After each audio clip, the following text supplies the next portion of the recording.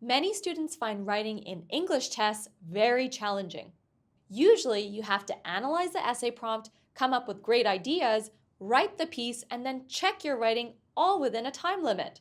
So, how can you do all that and achieve a high score? That's what we're going to learn today.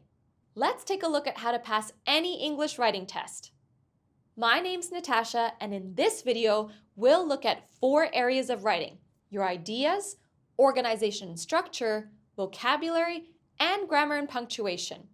Why these 4 areas? Well, these are the most common areas that are often used as marking criteria for writing tests. Let's start with the first area, ideas. In order to become good at generating ideas in a writing test, we recommend you practice with lots of essay prompts.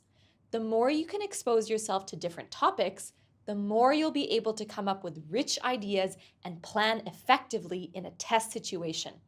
Try as many different essay types as possible, as well as a wide variety of essay topics.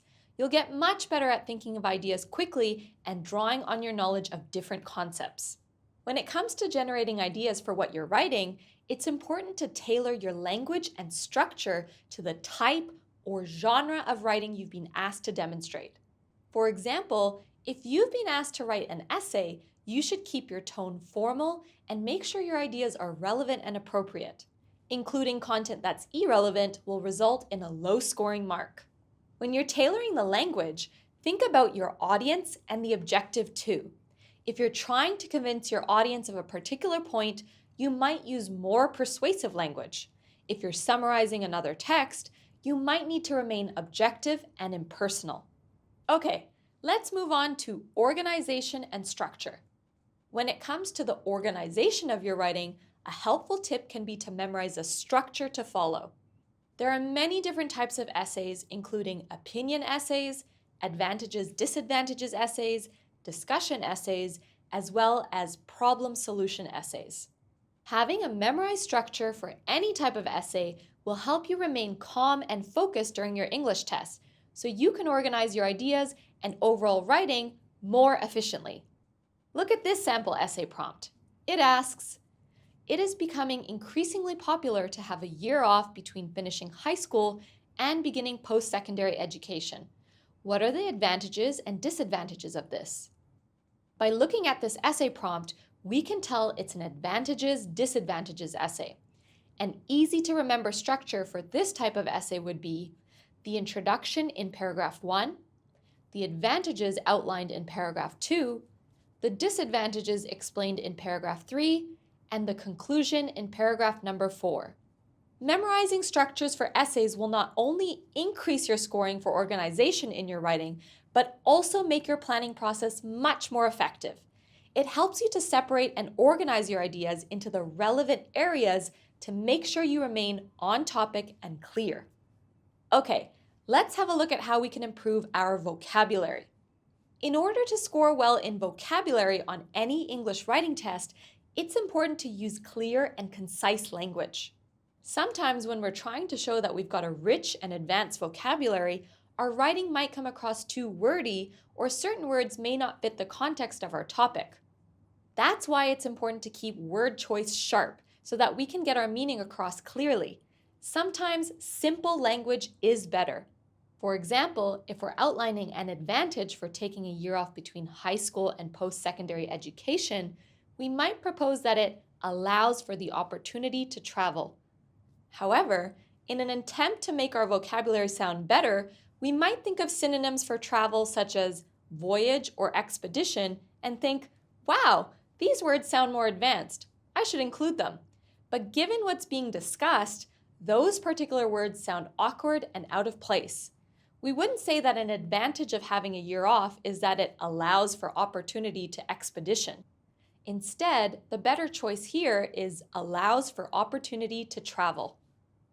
Keeping things simple, clear, and concise is always best when it comes to vocabulary.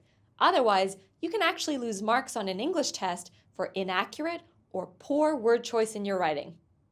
Another simple way to score well on vocabulary is to learn new words with word lists. Word lists expose you to new vocabulary, especially words that are specific to a particular topic. but make sure you don't just learn new words, you learn how to use them properly in context. One final vocabulary tip is to use a strategy called hedging. Hedging is cautious language that makes formal writing sound more objective and factual.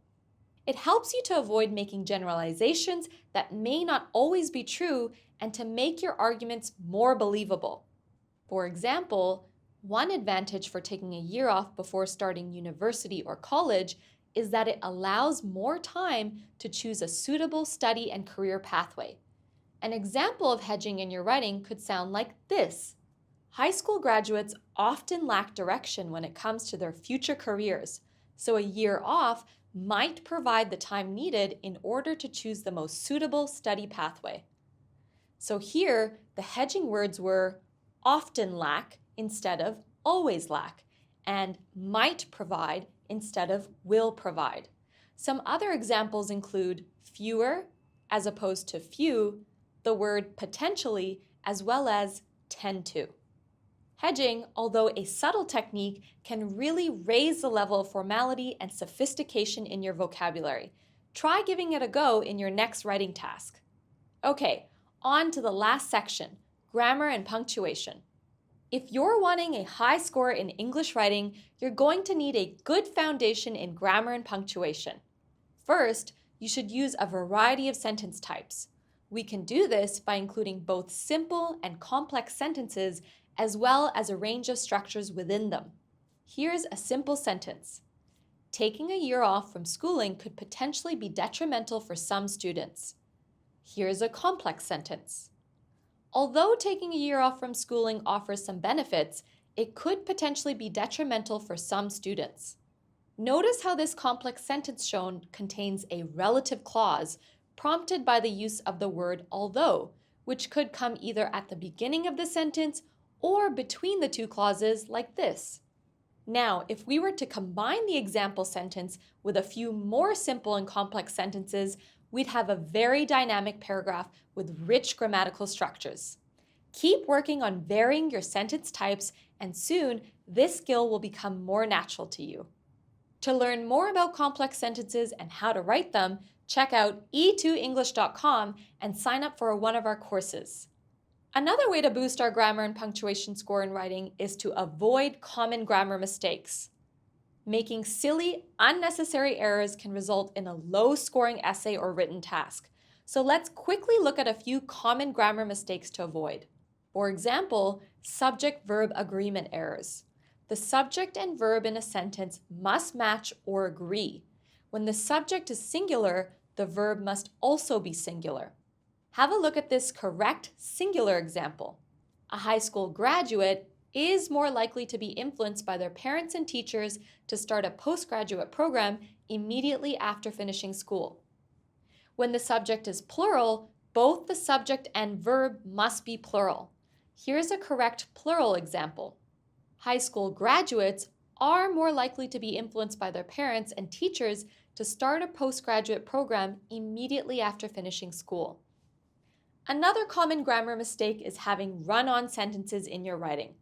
A run-on sentence is when you have two independent clauses joined together without a conjunction. Can you hear the mistakes in these examples? People should enjoy traveling while they are young. They generally have less responsibilities at this time.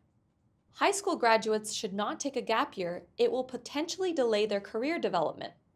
In order to make the sentences correct, we need conjunctions to connect the independent clauses. Here are the corrected versions. People should enjoy traveling while they are young because they generally have less responsibilities at this time. High school graduates should not take a gap year as it will potentially delay their career development.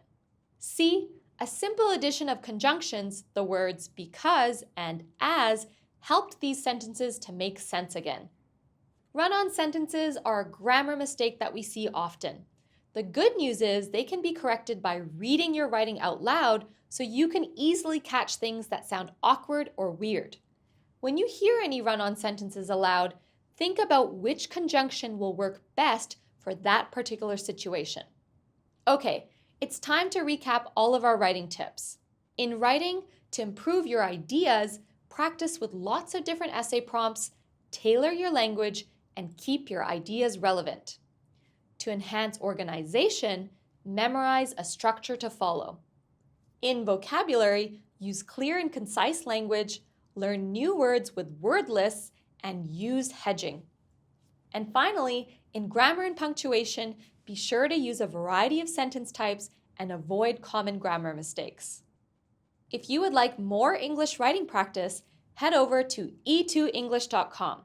We have courses that cater to all English levels, designed to boost your grammar and vocabulary and your overall English writing skills. Check it out.